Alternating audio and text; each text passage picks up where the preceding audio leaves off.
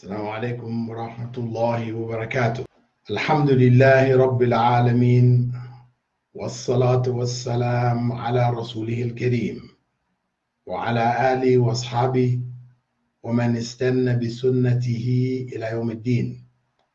All praise is due to Allah, and may Allah's peace and blessings be on the last Prophet Muhammad sallallahu alayhi wasallam, and on all those who follow the path of righteousness until the last day.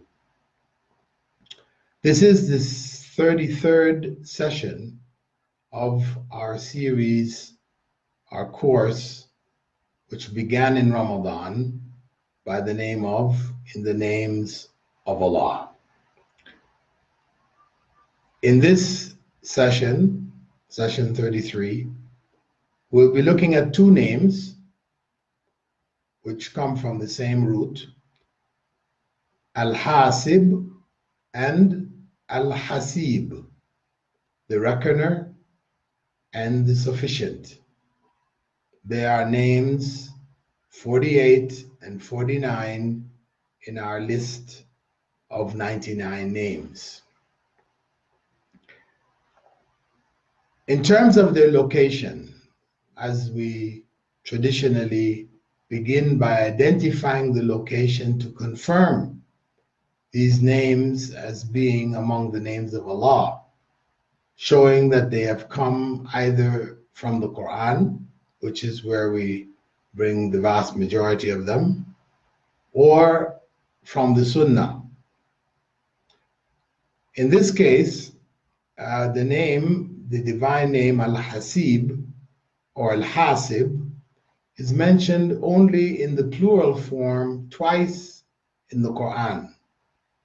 Among them is Ala lahu al-hukm wa huwa asra'ul hasibin. Unquestionably, judgment belongs to him, and he is the swiftest accountant. That's Surah Al-An'am verse 62. The other divine name, Al-Haseeb, is mentioned 3 times in the Quran. Among them, وَكَفَى بِاللَّهِ حَسِيبًا. Allah is sufficient to take account. That's mentioned in both Surah An-Nisa, that's verse 6, as well as Surah Al-Ahzab, verse 39. In terms of the meaning, linguistically, Hasib and Hasib come from the root ha, sin, ba, hasab, hasabun, hasbun, which has 3 main meanings. The first meaning is reckoning, accounting, and calculating. The second meaning of this root is to give without sparing and to give without the receiver's expectation. And the third meaning is to suffice, to be sufficient. Hasib is the intensive form of the present participle hasib, according to the fa'il pattern commonly found in the divine names of Allah. Words derived from ha, sin, ba, the ha, sin, ba triliteral root, appear over 109 times in the Quran in 8 different forms. Relative to Allah, this divine name Al-Haseeb and Al-Hasib is the one in whose hand is the final account on the day of judgment. He will present to humankind their balance, in which all their deeds, good and evil, will be weighed, followed by a most accurate, just judgment and eternal recompense. That's the overall summary. Regarding the third meaning of these 2 names, to be sufficient to his creatures, and this is the aspect that is most commonly dealt with in the Quran and in the Sunnah. It is equivalent to the meaning of the divine name Al-Kafi, which we will be taking in future. Allah suffices His creatures both as individuals as well as in general. For general sufficiency, Allah suffices His creatures by bringing them into existence, granting His creatures whatever they would need to survive by way of food and drink, and most importantly, by providing them with everything they need to fulfill the purpose of their creation. So Allah is sufficient to fulfill our physical, emotional, psychological, spiritual needs. And of course, the spiritual need is the greatest.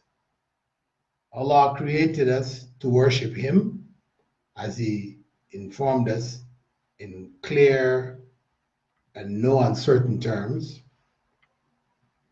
وَمَا خَلَقْتُ الْجِنَّ وَالْإِنسَ إِلَّا لِيَعْبُدُونَ.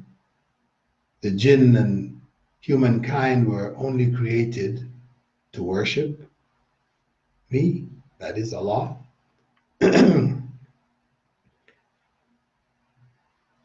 All of the issues of sufficiency in terms of our physical needs are all subservient to this most important need, because this need determines our situation in the life to come.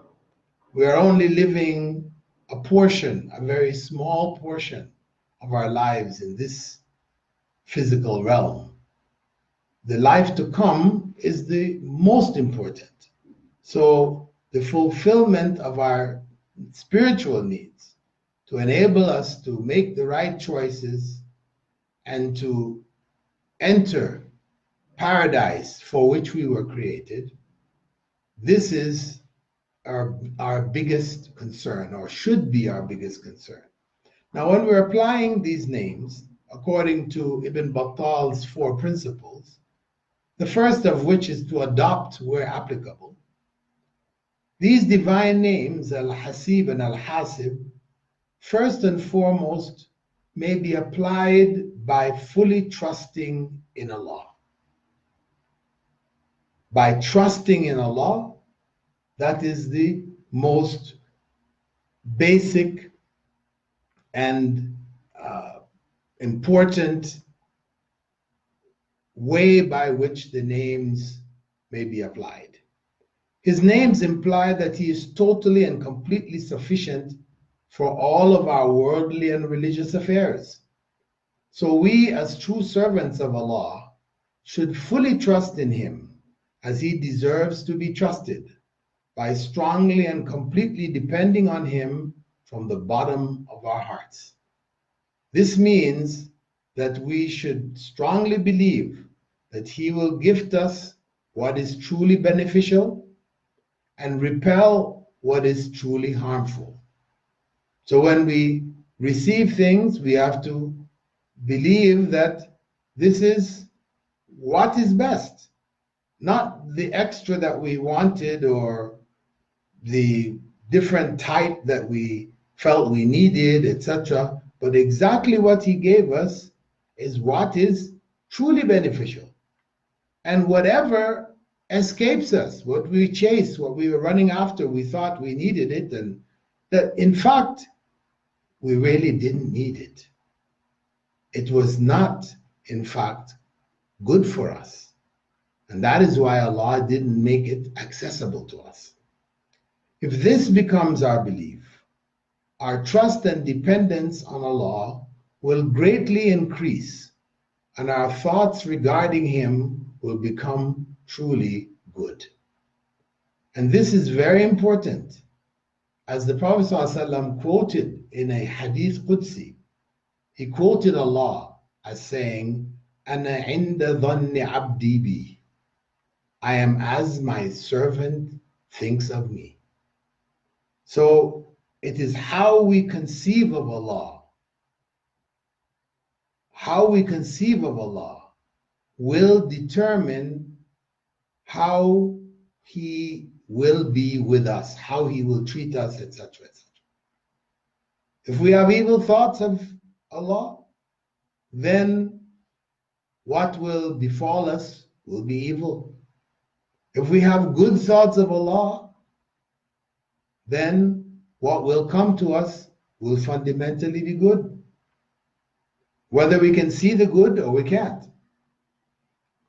So the quality of our level of trust in Allah is inextricably interwoven into how we truly think of Him. He has assured us that He is completely sufficient for all of our affairs. The question is, do we believe Him or not? This is the struggle that we are faced with. When our dependence on Allah increases to the point where our thoughts of Allah become truly good, we will acquire, God willing, inshallah, a more complete sense of Allah's sufficiency. And having arrived there, Allah has promised to rectify our affairs by correcting our words and deeds and by removing our anxieties and worries and our troubles. This is the promise. We will find rest for our hearts and our souls if we get there. This truly amazing gift, an incredible favor, should be remembered at all times in order for us to truly be grateful to our Lord for His sufficiency and to be humble and thankful for His favors. Because on one hand, gratitude is required, and on the other hand, humility is also a necessity. In terms of the second principle of Ibn Battal, to confirm we're unique and inapplicable. The name Al-Haseeb is close in meaning to Al-Hafiz. We've taken Al-Hafiz already, the preserver. And actually one of the names of Al-Haseeb we're giving here as the preserver. The balance of nature and the precision of the entire cosmos clearly indicates that there is a supremely great power capable of controlling every subatomic particle of this universe. From the smallest quark to the largest galaxy, that power is Allah. The orbits of the moon and the sun, the movements of the clouds, the change of seasons, and all systems in the universe function perfectly to guarantee the preservation of life on earth in the best way, so that we would be able to do what we were created for, to worship Al-Haseeb. This is not the result of a cosmic accident or explosion. It was a minutely planned act of creation, down to the very last subatomic particle. And when you hear the scientists speaking about the Big Bang and about how within, milliseconds down to the milli whatever seconds, they say that each particle needed to know where it was going to be, where it had to be, what particles it needed to connect up with, for everything to come into being. Because without that knowledge, without that ability, then it would have remained chaos, as that's what explosions create. So they explain something which is unthinkable. The particles don't think.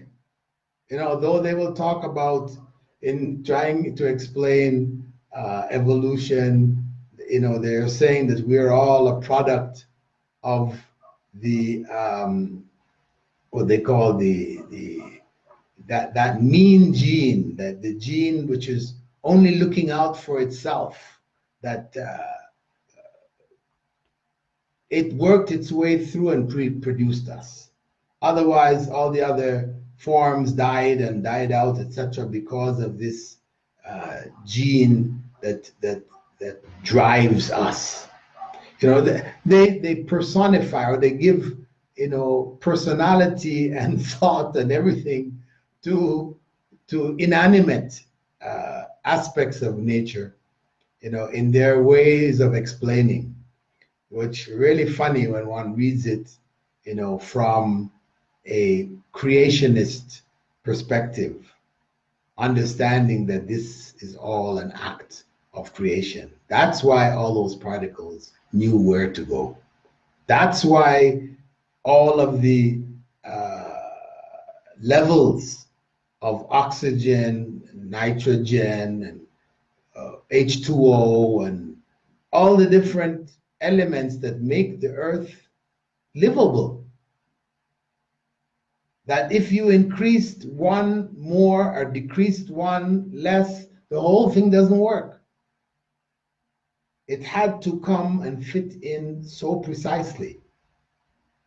This is because of Allah Al-Haseeb, not because of subatomic particles knowing where they had to go by themselves.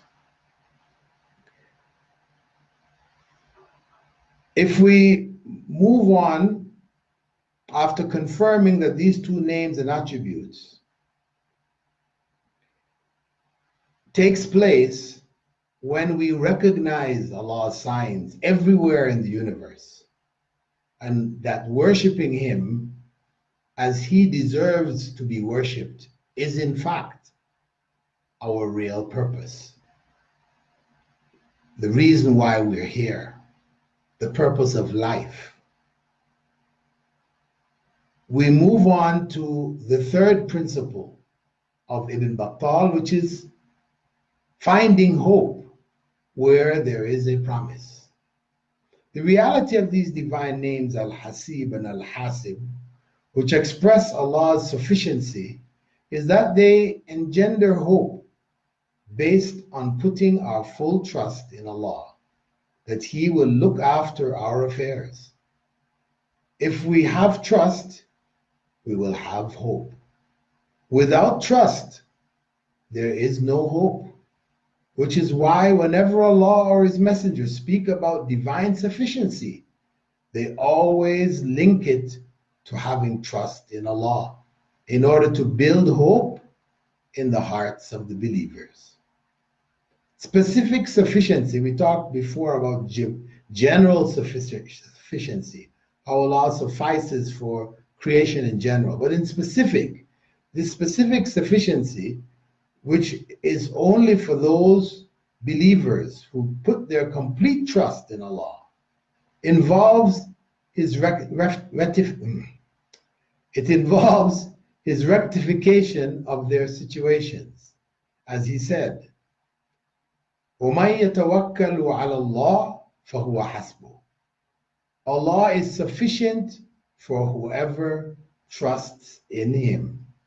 That trust has to be there for the sufficiency to come. They are conditional on each other. Consequently, we should take complete advantage of the hope-filled prophetic promise of Allah's sufficiency when sincerely recited in supplications of the morning and evening as follows: Hasbi Allahu la ilaha illahu alayhi tawakkaltu wa huwa rabbul arshil azim. Allah is sufficient for me. There is no God but He. I have placed my trust in Him, for He is the Lord of the majestic throne.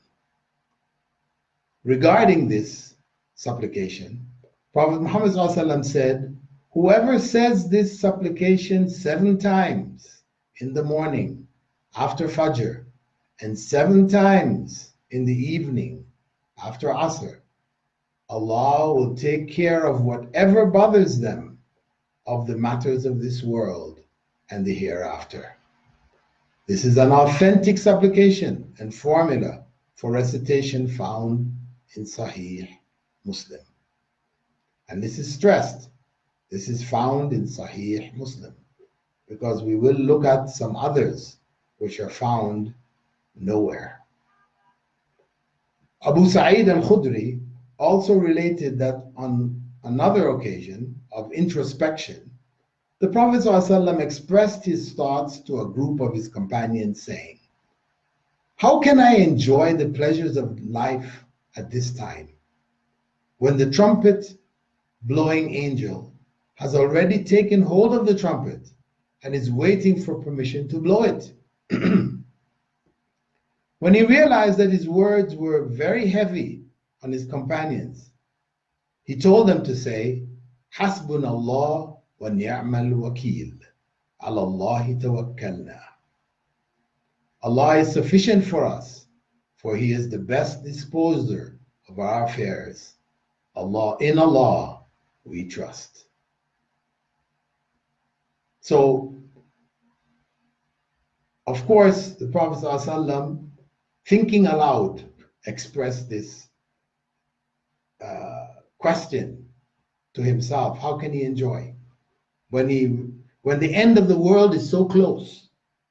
The end of everything is at hand. And he understood, looking at the face of his companions after he said it, that this is so heavy. He gave them what to say. Say this: Hasbunallah, Allah is sufficient for us. Wa ni'mal wakil, and He is the best disposer of our affairs. Ala Allahi tawakkalna. Or we hear people commonly saying, Tawakkalna ala Allah. Let's go. He said it, Ala Allahi tawakkalna, emphasizing where the trust is, overemphasizing that it is only with Allah that we truly trust. There's another incident which happened regarding to Hasbunallah wa ni'mal wakil,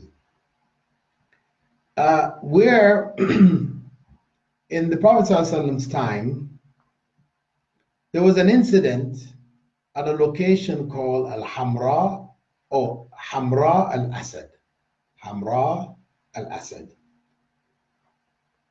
And this was the occasion of a minor skirmish which took place after the Battle of Uhud. That's in the 3rd year after the Hijrah. The Battle of Uhud had ended in a draw.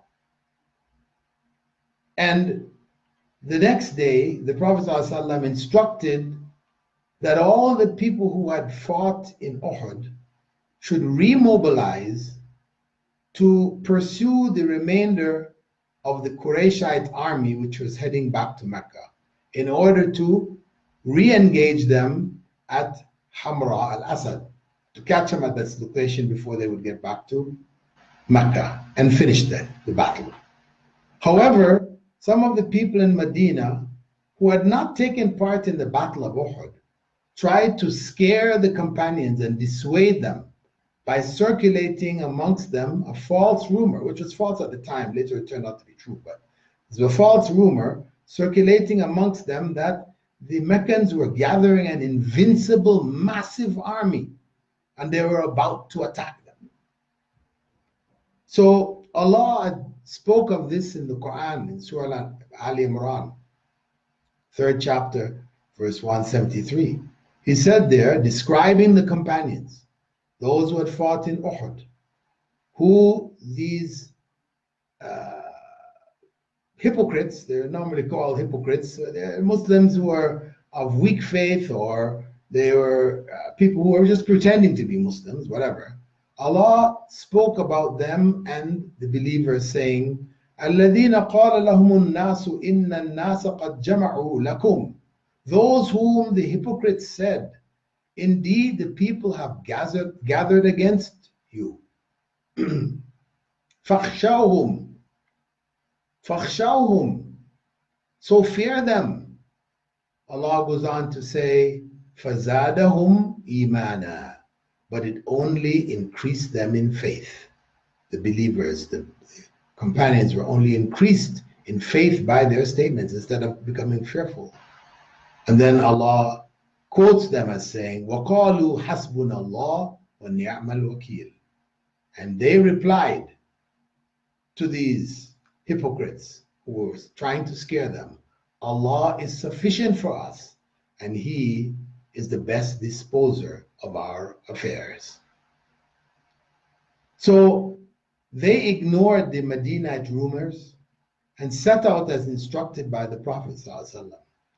When they reached Hamra al-Asad, they found the mutilated bodies of two Madinite scouts who had been sent to keep track of the movements of the Meccan army, but had been caught by them and killed.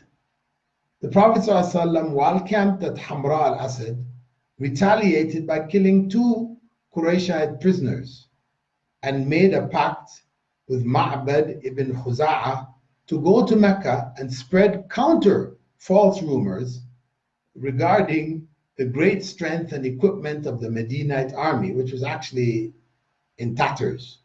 But based on their faith in Rasulullah ﷺ and their faith in Allah subhanahu wa ta'ala, they were ready to go at it again in spite of what they suffered, etc.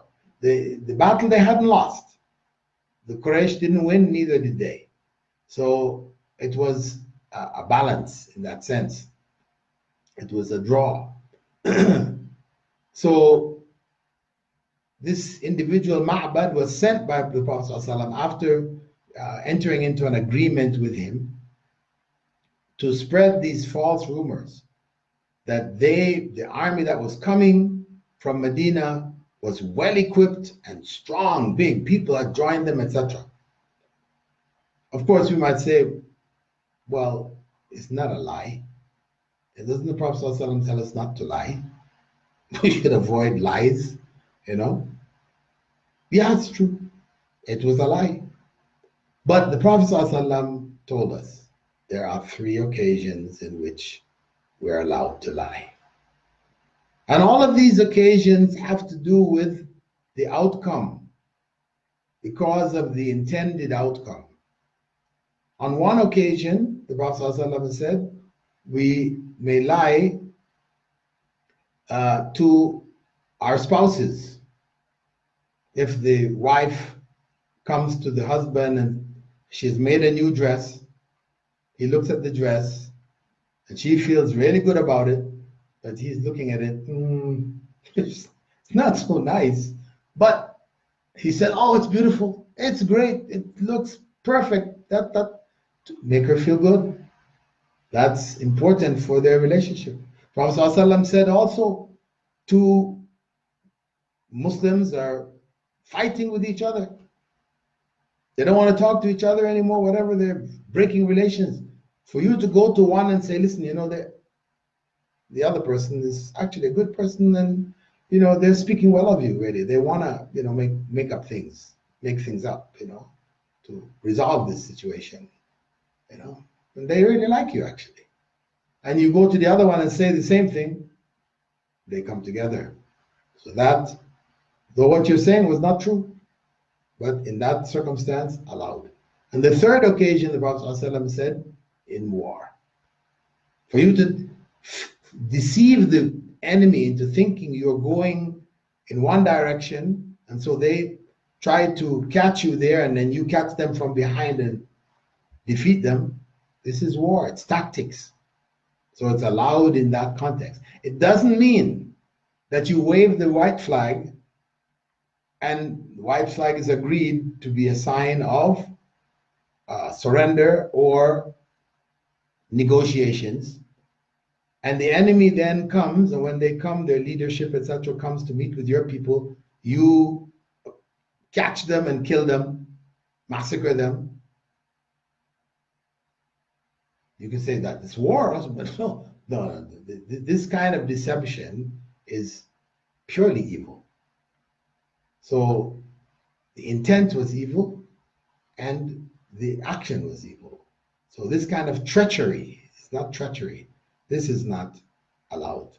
So in any case, the point is that Ma'bad ibn al-Khuza'a had gone there, spread this rumor amongst the Meccans, who were, in fact, being encouraged by Abu Sufyan to put another army together and to immediately go back to Medina and finish the job.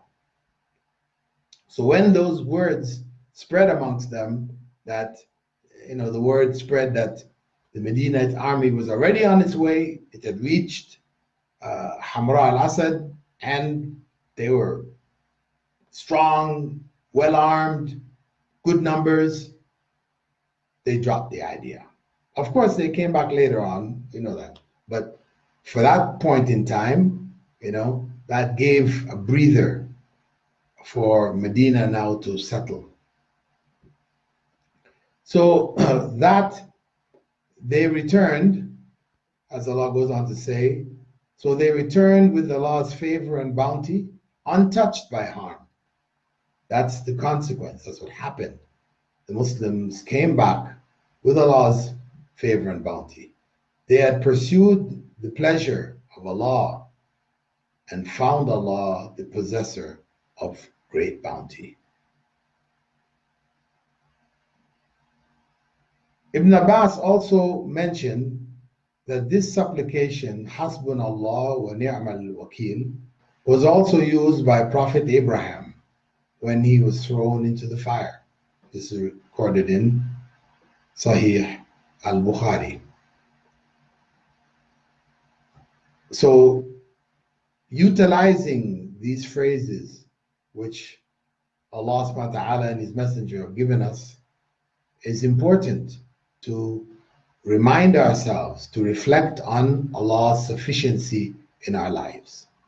And with that, we build our trust in Allah, and our hope for success becomes greater and greater. Regardless of what's happening in our lives in general, things may appear to be going from bad to worse, but our levels of hope are going from low to high based on this realization of Allah's sufficiency and the trust that we place in Allah as a result of it. On to the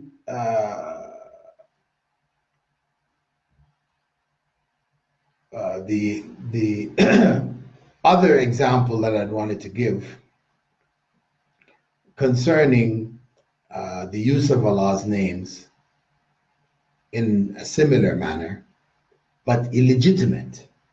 It can be found on the onlyquran.com 99 names/99 names site, where it states there,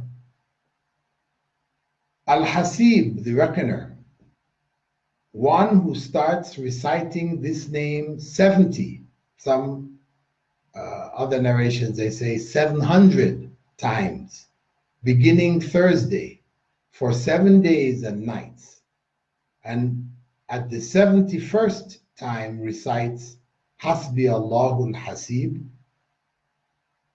right? For the first 7 days, you're just saying Al-Haseeb, Al-Haseeb, Al-Haseeb like 70 times or 700 times for 7 days. On the last day, on the 71st time, each time, you say Hasbi Allahu Al-Haseeb, right?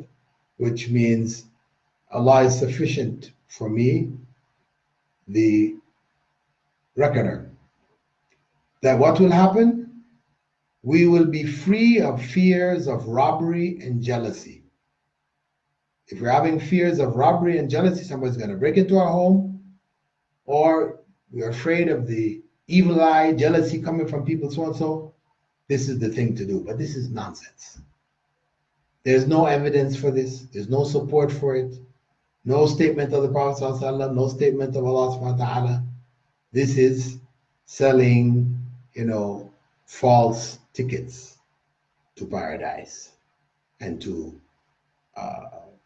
peace and contentment in this life. They're fake tickets. So beware of them. There are books filled with them. So these two divine names also contain a promise of absolute justice in their meanings related to accountability. The fact that Allah is going to take everyone and everything into account.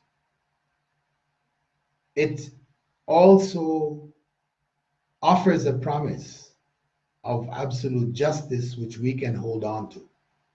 We can trust in Allah that He will take everything into account. So we don't get twisted, bent out of shape because somebody seems to get away. People have done things to us and they got away. They don't seem to have paid any price, etc. But believing that Allah will take everyone to account, that nobody gets away. Nobody gets away with anything. Allah forgives who He wishes. He pleases on the Day of Judgment, cancels, reduces, etc. That's all with Him. But in the end, everybody will be held accountable. So that should give us also a sense of peace, a sense of contentment in life, in the path that we are taking, our route through Islam, with Islam. It should give us more confidence to hold on firmly to the faith and to live in the way which Allah has prescribed for us, a way in which everything that we do should somehow, some way be pleasing to Allah, or at least not displeasing to Him. At least not displeasing to Him. So, promise is there. Hope we should have. We just need to understand the promise, and the hope will grow. The fourth principle was fear where there's a warning. So on the one hand, we should have hope, and on the other hand, we should have fear. As it said, the believer should be between hope and fear. So where is the fear in the name? Well, the fear in the name is the account, that everybody is accountable. These two divine names, Al-Haseeb and Al-Haasib, contain dire warnings about the consequence of our actions. So this is where the fear should be. They clearly address the fact that Allah will call to account all sentient created beings with free will for whatever they do in this life. Consequently, we should fearfully and carefully apply these divine names in our lives by directly taking ourselves into account. We need to take ourselves into account before Allah does. So, in order to rectify our lives before it's too late. Because we can always have the intention, I'm going to, I plan to do this, I plan to do that, this good thing, that good thing, stop doing this bad thing, that. But if we don't take ourselves into account, where are we? What are we stopping? What are we doing? Then before we know it, we'll be on our deathbed breathing our last. Allah informs us in the Quran that we will be told on the Day of Judgment, اقرأ كتابك كفى بنفسك اليوم عليك حسيبا. Read your record. Today, the account of your own soul is sufficient proof against you. Surah Al-Isra, verse 14. How can we take account of ourselves? This is the question.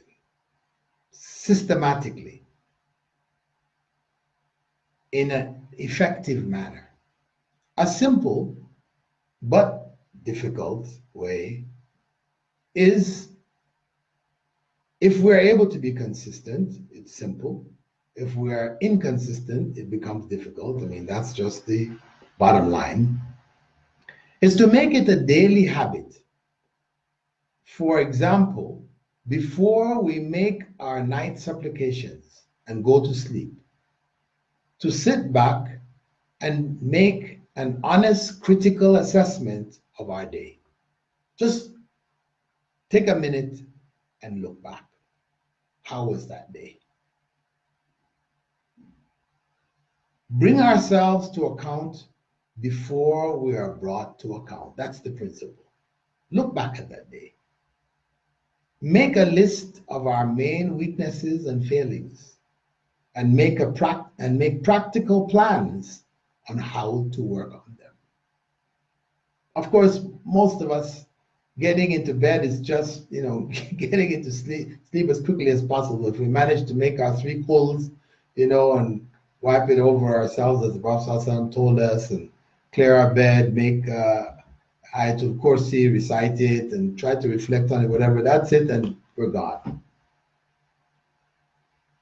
We don't have time for anything else. But, really, when we honestly look at ourselves, we have so much time for everything else. Why can't we find a little bit of time for this? Leave the light on. Have a notebook beside you and just write a few things down to reflect on. You don't necessarily have to go into a huge, reflection type, introspection, looking over our whole day, every minute, no. Just general, where the weaknesses were, make the notes. The outstanding weaknesses, which we know really well. We went off here, we went off there, we went off there.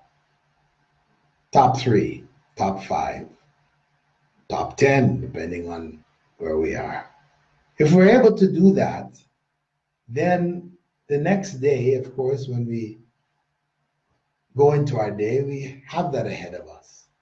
Let's not make these mistakes again today.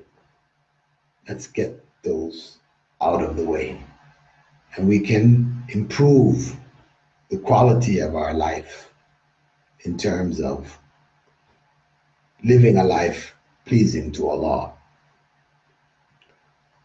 The other aspect of fear that we should have is in our day-to-day dealings, because we're accountable. We talked about accountability from that perspective. Take an account before we go to sleep. But there's also accountability from the perspective of our day-to-day dealings of honesty. The Prophet Muhammad ﷺ was known as Al-Amin. We're supposed to follow him. لَقَدْ كَانَ لَكُمْ فِي رَسُولِ اللَّهِ أُسْوَةٌ حَسَنَةٌ. There is in the Messenger of Allah for you the best of examples. So we should be striving to emulate the Prophet ﷺ in his honesty.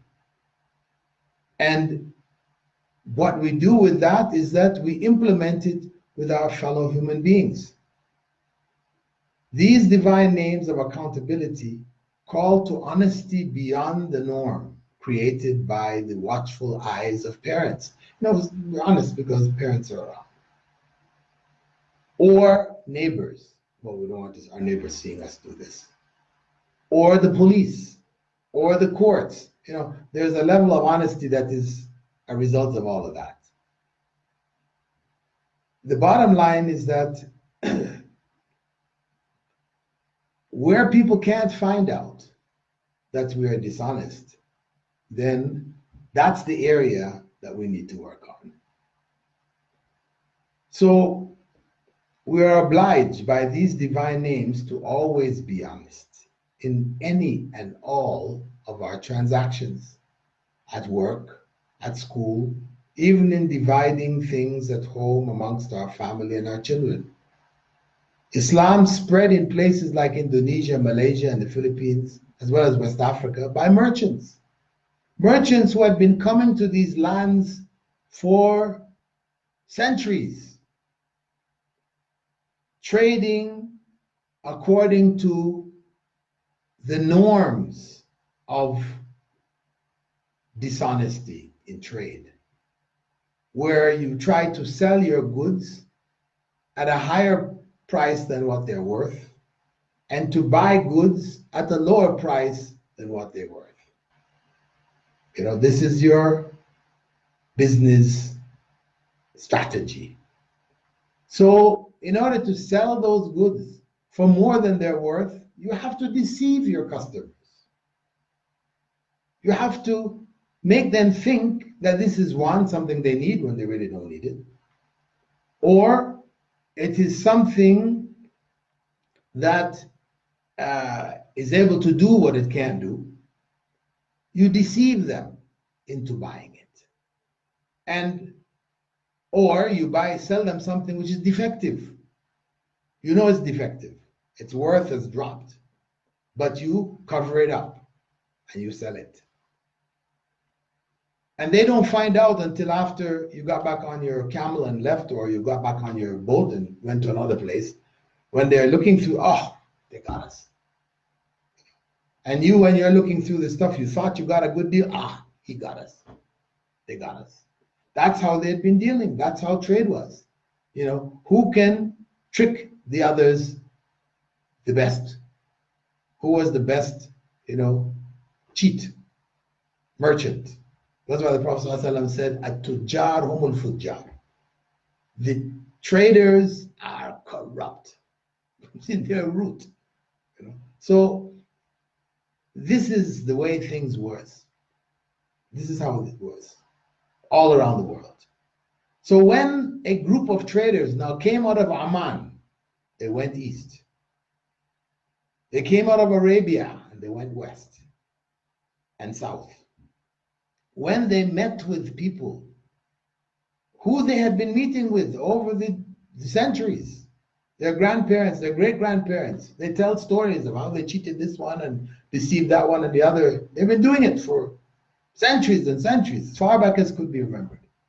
All of a sudden, here are people who are now providing the details of their products, what they want to sell, their goods. If there was some kind of defect, they will tell them this is a defect in it. You know, the price, this is the price. If you want to pay less, you know, so and so has same product, similar product, but it's of a lower quality. You can get it for less there. You know, I'm not selling you for any more than what it's worth. Or you want a higher quality, you can go to my fellow trader. He has a higher quality for a higher price. The traders in Indonesia and West Africa, they were shocked. What? Why are you telling us the defects? Because it means if it's defective, we're not going to buy it. Well, you know, of course, defective, I'm selling it to you at that price. That's why I'm selling it at that price, because it's defective, and I'm telling you where the defect is. So you buy it knowing it. If you know you can cut that section out or remove it or whatever, still make use of the rest, ahlan wa sahlan, you can buy it. This was just flabbergasting. They couldn't compute this. How? Why? You know, this is just so unusual. Honest. Why? I said, well, we're Muslims now. Oh, that's the difference between last year and this year. You're Muslims. Okay, what is this Muslim? What is Islam? And Islam spread. No soldiers, nobody with weapons. They were not, take this Quran or I chop your head off. All of this was not there. None of that. They spread purely through trade. That's the power. So, inshallah, this aspect of honesty is an important aspect that comes out of accountability.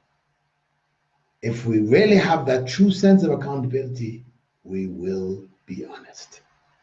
And the level of our honesty is actually a gauge of our faith, our accountability, our trust in Allah, etc. That closes our fourth point. And now we'll close our session by calling on Allah using these names. O Allah, Ya Haseeb, Ya Haasib, we acknowledge your sufficiency in our lives. You have granted us all that we need to live good lives, as well as all that we may desire to live evil ones. We ask your help in avoiding what will destroy our lives to come, the evil that we desire.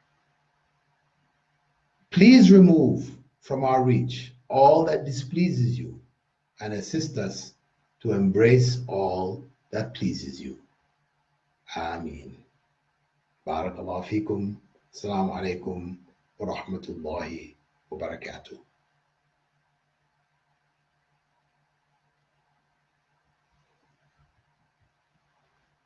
With that, inshallah, we come to the end of our session, and we can look at some of your questions, inshallah, and continue to greet Amira Mayorga,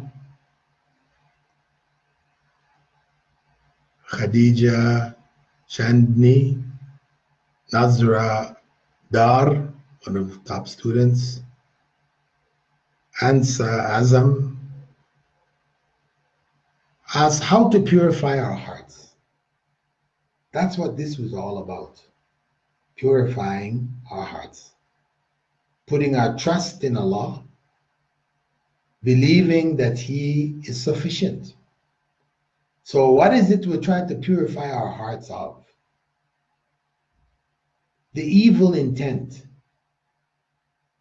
the evil acts that come from our excessive love of the dunya, our addiction to the trappings of this life. So by trusting in Allah, believing that we don't have to gather all of this around us. Allah is sufficient. By doing that, by realizing that, by living that, we purify our hearts. And this is not the only step that we can take. There are many other steps, whether it's through our prayers being done properly, instead of prayers that the Prophet ﷺ would have told us to go back and pray because we didn't pray, or fast done properly, instead of fasting in such a way that if the Prophet ﷺ saw what we did, he would say, go back and fast because you didn't fast. Instead of Hajj and Umrah, the way we do it, ritualistically, etc., in such a way that the Prophet ﷺ would have told us, go back and make Hajj, go back and make Umrah again because you didn't make Hajj and Umrah. Yeah, you were in Mecca. You were there. That's sure. It's on your account. You went to Mecca. But you may as well have gone to Paris or London or New York. So what was the use of that? Purify it by doing it as we were originally instructed to do. Yahya, I'm glad you enjoyed the lecture, inshallah, the class, inshallah.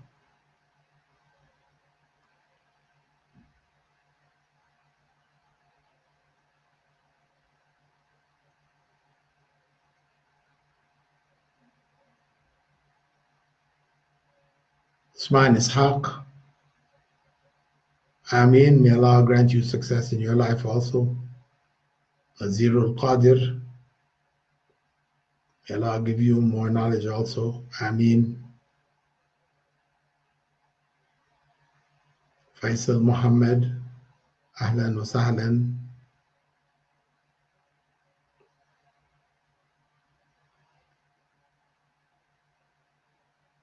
Question, Kemi Lawal. Lawal sounds like Nigerian. What is the fasting after Ramadan called? It doesn't have a specific name. It's just called the fast of Shawwal. That's the month that comes after Ramadan.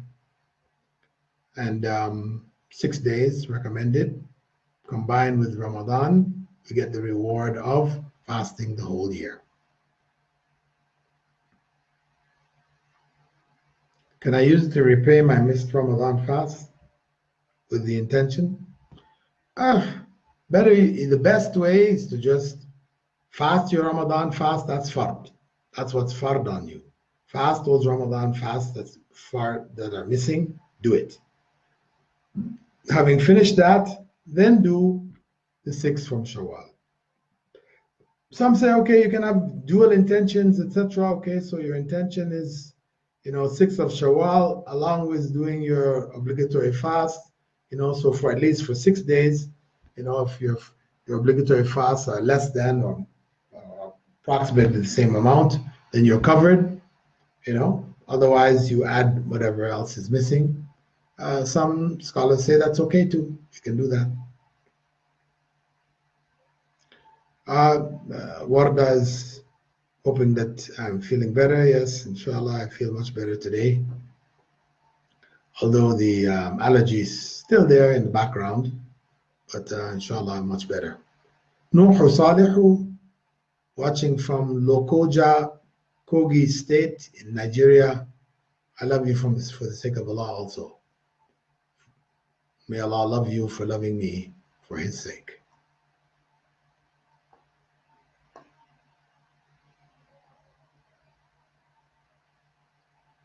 Jamila Hamza, ahlan wa sahlan. Ali Hussein, hello to you. Albert Montalvo, wa alaikum salam. Lina Hans Raj, thanks for being present. Faraz Ahmed asks, now meditation practices are very popular in medical schools or medical science in the US. Especially all the doctors recommend to do meditation for brain health. Is it permissible in Islam or not? Please advise. Meditation, no harm. If they're telling you to think about something which is haram, then in your meditation, then it's haram, you can't do it. But if they're just saying, free your mind up, etc., etc., there's nothing wrong if the person's got just too much going on in their heads, they're carrying on and on and on, they just can't get peace. Okay, just, take a deep breath. They tell you, deep breath and calm yourself down. We know that this deep breathing helps to calm the body down. This is real. Now, try to shut your brain down. That's needed for them. Instead, for us, we should tell them, try to think of Allah.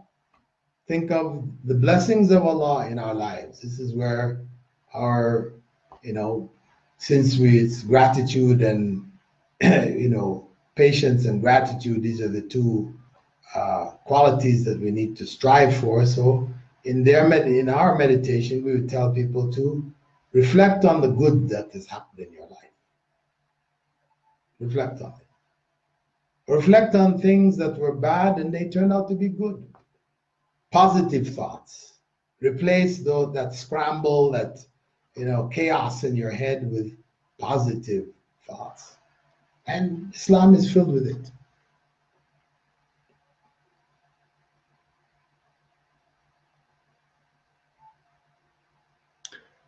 Fida bin Al-Aman Ad-Daki.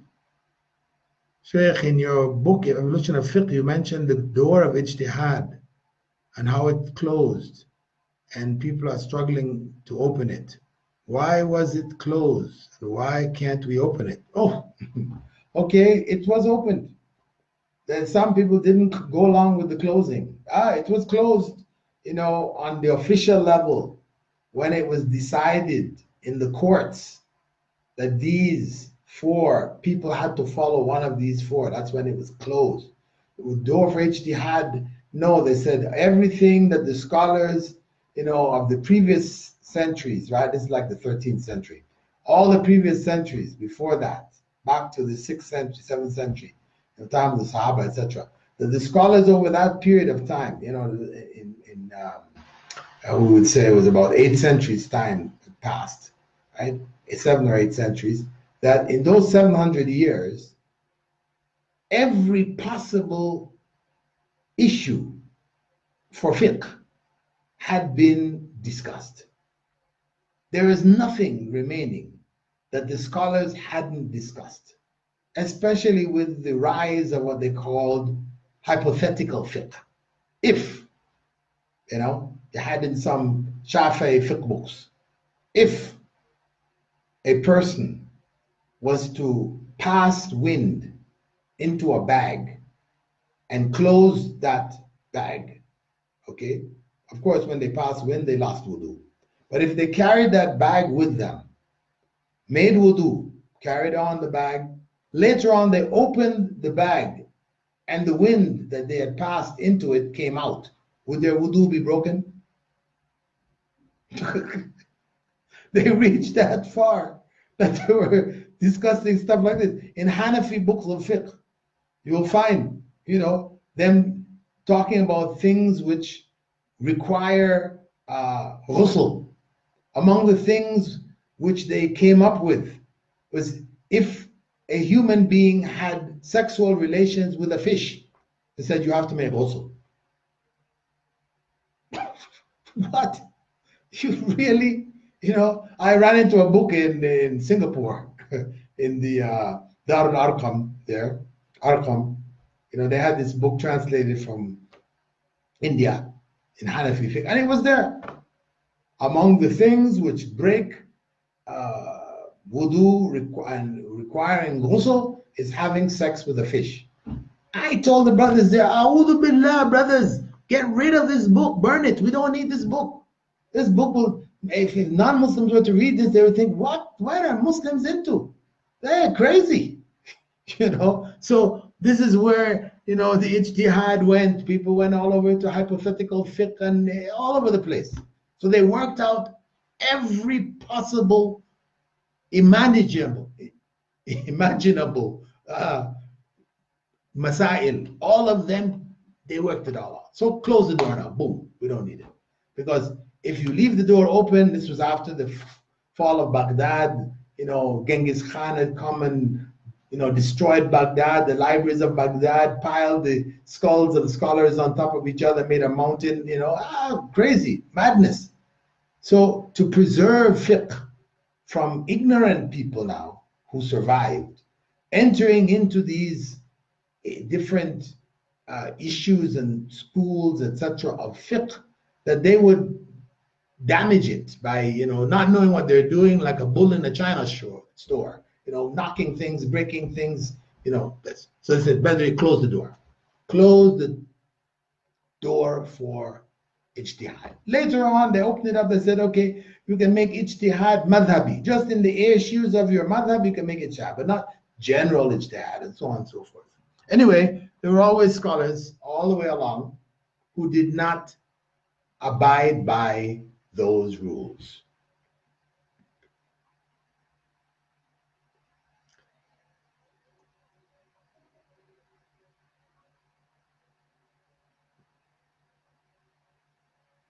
Muhammad Wahid, love from UK, love back to the UK. Not including Theresa May, since she wrote the ban for me.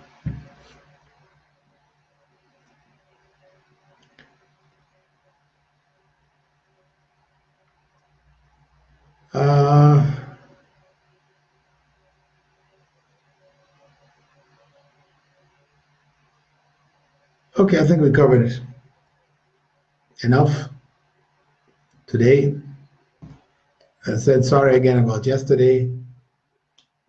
Inshallah, I hope to try to stay on a steady flow so we can finish off by or before the end of Dhul Qa'dah, before we enter into Dhul Hijjah.